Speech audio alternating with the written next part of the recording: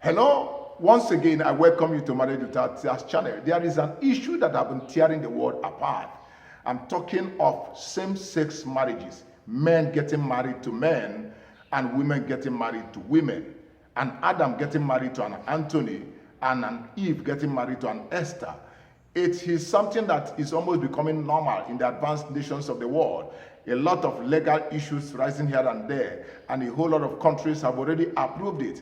But in Africa, we see it differently.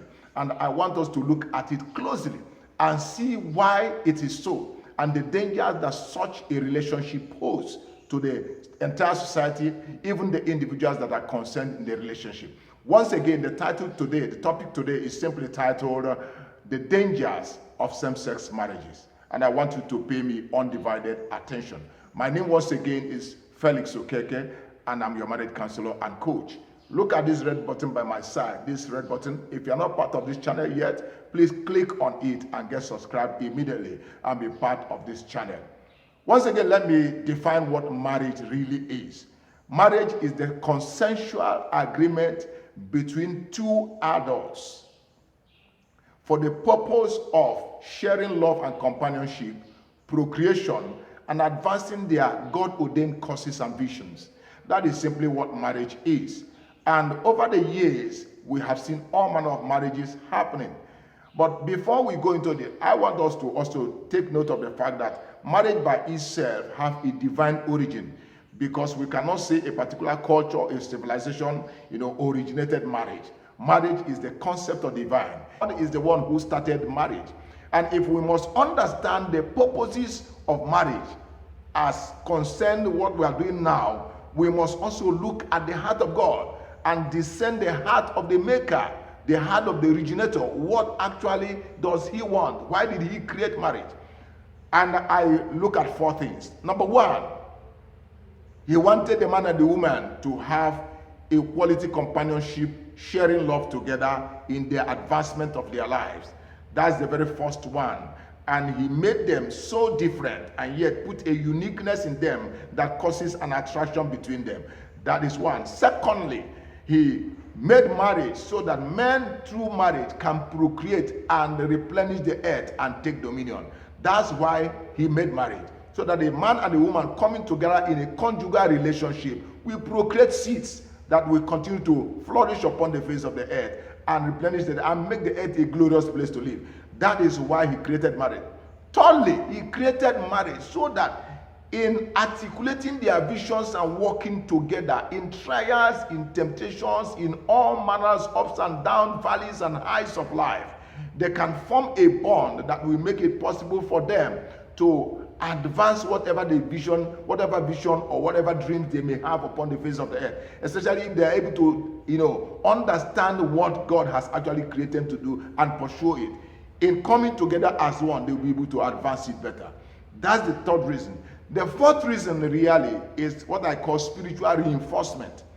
Anytime a man and a woman come together in harmony and unity and ask for God's interest or God's intervention in their lives, they are more effectual and effective.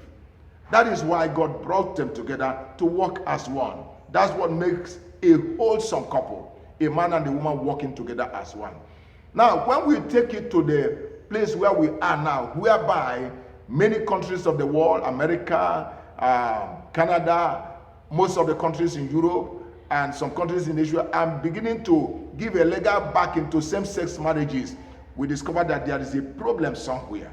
And that is what I want us to look at. But before we go into it, please look at this red button by my side. Click on it and get subscribed and be part of this awesome channel. What are the dangers in same-sex marriages?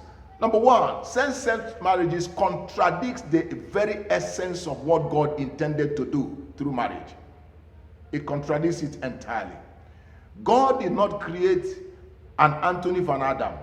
God did not make an Esau for an Adam. God did not make an Abraham for an Adam. No, God made an Eve for an Adam. And when he did that, he made them, like I said, so different and so unique in their own individual personalities that it is only God who can put the aroma in them that will cause them to be attracted to one another. Only God can do it. It is the design of God that a man and a woman should be attracted to one another. So when a man begins to get attracted to another man in that sensual way, then something is wrong somewhere. There is something behind it that is more than the eyes can see. When a woman, instead of being attracted to a man in quality relationship, begins to get attracted to another woman and be carried away to the point of engaging in sexual or conjugal relationship with such a woman, something is wrong somewhere, because it entirely negates the entire process of creation and the entire process of marriage. That's the very first one. Secondly, same-sex marriages is totally against the laws of God. No matter whichever religious circle you belong, whether you are a Christian or Muslim or an atheist, whatever religion you belong, check your scriptures, check your tenets. You will discover that it is totally against the norms, against the laws of God. Totally. If you are a Christian, for instance, and you are involved in same-sex marriages, I want you to know that you have an affection that is ungodly. You can check out 2 Timothy chapter 3 from verses 1 to 4. You will discover what I'm talking about. And of course, there are so many other verses in scripture which is totally against homosexuality and lesbianism.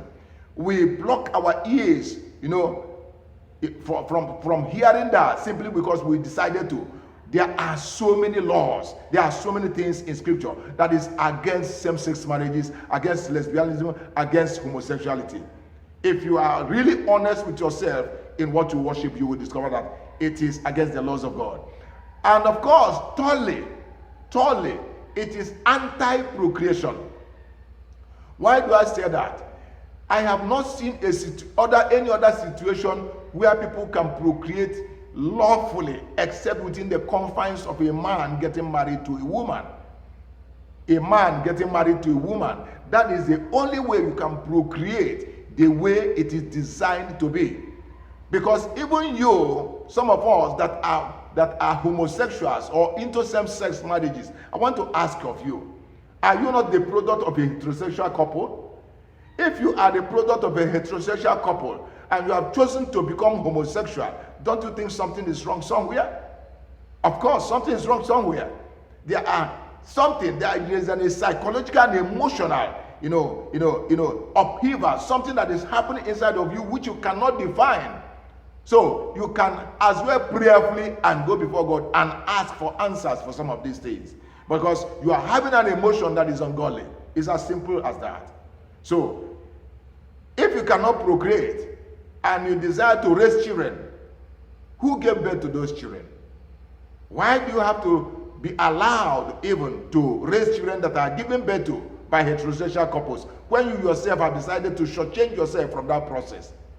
That is the question you must ask yourself from time to time. So it is anti-procreation. And of course, the fourth reason why so many Africans don't want to hear of it is that it has brought down so many kingdoms and societies. Homosexuality, lesbianism, same-sex marriages. That was the story of Sodom and Gomorrah. That was why God ended those cities, because there was a lot of lesbianism, a lot of homosexuality in those places. That was why God ended it. Their sins was so terrible before God that he turned the whole place into ashes. It is a story there to be told from generation to generation. And what God did yesterday and considered as sin yesterday, he still sin today. And whether you believe it or not, God is still in charge. What about ancient Rome, for instance? There was a whole lot of rubbish in ancient Rome, to the extent that, I can tell you emphatically that was what brought that kingdom down. A Rome that nobody thought Rome had become so powerful that nobody thought such kingdom can ever come down. But it crumbled under the weight of homosexuality, same-sex marriages, and lesbianism. And other Romes are getting up today. America, for instance, Canada, for instance, and all manner of cities across the nations of the earth. Europe, the whole of Europe. These are other kingdoms that are coming up with speed. And they have allowed this terrible error in their midst. No, it ought not to be so. Sometimes we want to advance this as a way of allowing people to express their fundamental human rights, their freedom to be who they want to be and get married to who they want to get married to. But now let me ask of you, if you frown at people having sexual intercourse with their dogs or having conjugal relationship with their cattle, then why don't you frown with people having intercourse with the same gender? Why? Because these ones also can wake up tomorrow and ask for their fundamental human rights. Because it is the right of the individual to sleep with his dog if he desires to. It is the right of the individual to sleep with his mother if the mother desires it so. So why do we condemn incest of a father sleeping with the daughter? Why do we condemn incest of a mother sleeping with his son? And yet we cannot condemn a man sleeping with a man and a woman sleeping with a woman. So we have to ask ourselves some of these questions. Oh, fundamental human rights. Is it not the right of an individual to go and lie down on an express road? Is it not his right to die? Why do we condemn that? Why do police have to arrest such a person? So let us know where right stopped and where righteousness began. It's very, very important. And I want us to think deeply, because the society we have is going down every day because of all kinds of misconceptions that are being legalized. And I praise my people in Africa. We don't want it and we will never want it. All my people from South Africa to Kenya to Tanzania to Nigeria to Uganda, I appreciate each and every one of you. We don't want it. It is a negative trend. And whatever is killing Europe and killing America, we will not allow it under our own doorstep. I tell you.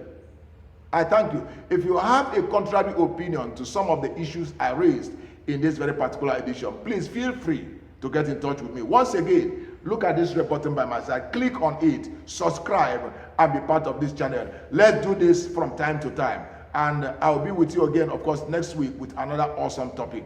Once again, remain blessed. Thank you very much. Have a wonderful time.